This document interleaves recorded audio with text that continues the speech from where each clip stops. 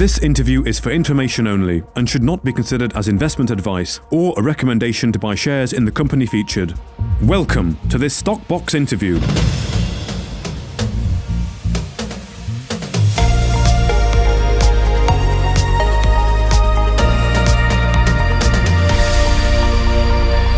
Joining us today is the Managing Director of American West Metals, Dave O'Neill. Now, American West are currently in pre-IPO. They launched their prospectus today, and they're looking to list on the ASX around the 7th of December. So hello, Dave. Thank you very much for joining us today. How are you? Good, thanks, Mark. How are you? Very good. Thank you, Dave. So currently, yes, American West in pre-IPO. So your prospectus has been released. I wonder if you can start us off by perhaps introducing the company, giving us the sort of elevator pitch, the projects, and what you're all about. Sure, thanks. Look, we're despite the name, we're a new Australian company focused on the growth and discovery of major base metal mineral deposits and in Tier 1 jurisdictions, namely Utah and none of it in Canada. Our portfolio, mostly copper and zinc, but we do have a lot of precious metals. Look, we've got robust existing resource bases, lots of near-term development potential. So I guess we're bringing assets that have metal in the ground, so that we think will underline our value somewhat. Also, these projects, part of the reason for going to Tier 1 mineral districts is where you find big deposits. We believe that these projects can be expanded. We're in elephant country, particularly in Utah and the west of Utah there. There's outstanding high-grade zinc copper mineralisation around these projects in the near mine and brownfields. And these commodities also leverage strongly to macro trends in copper and zinc markets at the moment. Most importantly, we've also built a high-quality management team to manage this, particularly in the US. Okay. So, as you mentioned, you are going to be listed on the ASX. I guess you're based in Australia. What was the reason for going for North America in particular? You're right. Australian company with the US assets, and look, a lot of the business development side of things, there's a lot of really good assets in these jurisdictions that are potentially overlooked by ASX companies. Like I mentioned, they're Tier 1 mineral districts, and it's good to be close to large deposits. For example, West Desert's close to Bingham Canyon and the Tintic mining districts, both prolific mining areas with long history of production, and similar Storm and Steel up in Nunavut in Canada, close to the Polaris and Nanisivik mines there. So we thought, West Australia is a difficult market at the moment for BD. There's not a lot of good opportunities, and also if there are some good opportunities, they're generally overpriced. So we thought this gives us the best sort of bang for our buck, if you will, in terms of and value upside. And the two commodities then that you're seeking, copper and zinc, why are you deciding to focus on those two exclusively? Well, we've got an interest in base metals. Obviously, that's an emerging market at the moment, but it also plays to the clean energy transition going on globally. Copper and zinc are very important metals in that. It's an expanding market. Particularly, there's new technologies in the zinc, battery metal space, and anodizing, and certainly in the copper. That market seems to be growing exceptionally well, and is forecast to grow, over 2.3 times in between now and 2050. So it's a great space to be in. Okay, so you're almost giving Australian investors exposure to these metals in clean energy, but also exposure to the North American side of it rather than the Australian side of it. That's right. And Look, the US and Canada are a great place to work. They've got everything you need, everything we have here in Australia and more. Utah is a fantastic jurisdiction. It's ranked in the top 9 in terms of mining jurisdictions. And similarly, none of it has got fantastic community support up there and a really, focused sort of chamber of mines that they want to. There's about 9 advanced development projects up there. So, they're good places to work. Okay. So let's look at some of the projects then. You've got 3, I believe. One is perhaps more your flagship or your focus. So can you just give us a few minutes on each of the projects and what stage they're at? Sure. Like you mentioned, West Desert is essentially the project we built American West around. It's a polymetallic skarn, so it's related to a porphyry, a large porphyry. That porphyry is actually the same porphyry and rock type as Bigham Canyon and the Tintic mineral districts. So some clear analogues there in terms of our exploration, etc. It's an existing about 60 million tonne resource. But what we've identified is really the value to us, which is there's a high grade core of around 15 to 20 million tonnes at much higher grade zinc, copper and indium. So like I mentioned, its relationship to Bingham Canyon rocks, it's a regional scale system and it's an emerging system, and it's generally only one part in a very large system. So we're lucky to have numerous high grade zinc, copper, gold, silver and molybdenum intersections outside of that, which is gives us fantastic sort of upside in the exploration potential.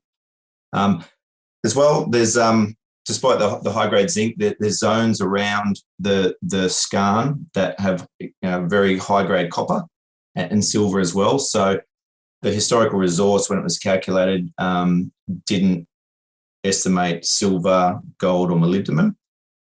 There's fantastic intersections, including about 45 metres at 125 grams per tonne silver. This is within the zinc. So we think there's a lot of upside in these other elements for the deposit as well. Okay. And the other two projects, and what stage are they at? Are they more early stage? That's right. Well, the Canadian asset is essentially two projects in one. So Storm and Seal are the two projects. Seal is actually an inferred resource.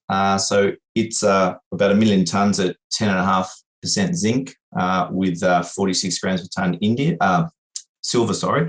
So it's got over 100,000 tonnes of zinc already defined. So that's metal in the ground. That's an open system. There's fantastic upside to expand that thing. And in the same stratigraphy to the east of Seal, about 15 kilometres away, is the Storm Copper Project. So that's a little bit less advanced. That's more of an advanced exploration play. But we believe that there's a critical mass of mineralisations being defined there. It's got some fantastic high-grade copper intersections from surface, structurally controlled at this stage. We haven't identified where the source is, but some of the intersections include 110 metres at 2.45% copper and 56 metres at 3% copper. These are from surface. Our intention here is to really, this season, use the drill rig to find hopefully some JORC-compliant resources in a number of these high-grade areas. Okay. The other thing with Storm and Seal, sorry, just quickly, is that we believe there's a real good DSO potential here. It's a chalcocite dominant mineralisation within dollar stones, and this thing should all sort very well. So that potentially gives us, I guess, a low cost and streamlined sort of development pathway for these two deposits as well. Okay. Well, it does sound like there's been a fair bit of either previous exploration or certainly historical data. Has that really helped you to decide to take these projects on that you see potential in? It sure has. And for us, it was about de-risking the project. And certainly the things we're going to do going forwards is further de-risking. Mm-hmm. West Desert's, like I said, an existing resource with a high-grade component. There's years and years of historical drilling in that thing. It sits next to an old historical silver and zinc mine, high-grade silver and zinc mine. So it's a well-known area. Our plan is to really deliver a JORC-compliant resource on both Seal and West Desert, and then also bring some of the Storm prospects hopefully into JORC-compliant resources as well. So it's really about de-risking. So we're going to start scoping study activities at West Desert, which will include hydrology, the environment, flora and fauna, baseline studies, and also de-risking some of the community things around there as well. So, yeah, that's going to be a big focus for us. Okay. Now, at the start of the interview, you did mention the team you have assembled in the USA, and of course, that is probably very important if you're based over in Australia, particularly, of course, with the current travel restrictions we're all facing. So what kind of a team have you built in the US then that can really be your feet on the ground to advance these projects? Yeah, there's a couple of aspects to it, particularly when we're starting up as a fledgling pre-IPO company, private company. we decided we needed some US and Canadian technical team. So we formed a technical advisory team with guys that have been related to the projects before, and they wanted to retain some of that, not ownership, but personal ownership in it, I guess, and also get some other type of professional support that we didn't have strengths in. So namely, we've got Bob Schaefer. He's a international geologist based in Salt Lake City. He's a mining Hall of Famer, fantastic connections with the local communities, mining officers and geology and governments there. So he's been fantastic. He facilitated the deal with West Desert for us. We also have George B. He's the current CEO of US Gold. He's an engineer. That's something we didn't have experience in. So it's great to have that senior engineering support. George has developed and built mines globally, so that was really important to us. We also got Tom Ulrich. He's the current CEO of Aston Bay Holdings. That's who we're partnering with on Storm and Seal. He's a copper specialist, which is fantastic, and he's been really instrumental in driving Storm and Seal forward in the last 5 to 10 years. So he's also got fantastic local community relationships as well. So it's fantastic to have that technical team, but as importantly, we also wanted boots on the ground. Recently appointed a vice president of operations in the States, and that's Rocky Prey, and he's got a very long history of working in that area. He's also a mining engineer and a mine builder, lots of experience in the Carlin Trend and Battle Mountain Trend in nearby Nevada. So very well connected and very well experienced in that area.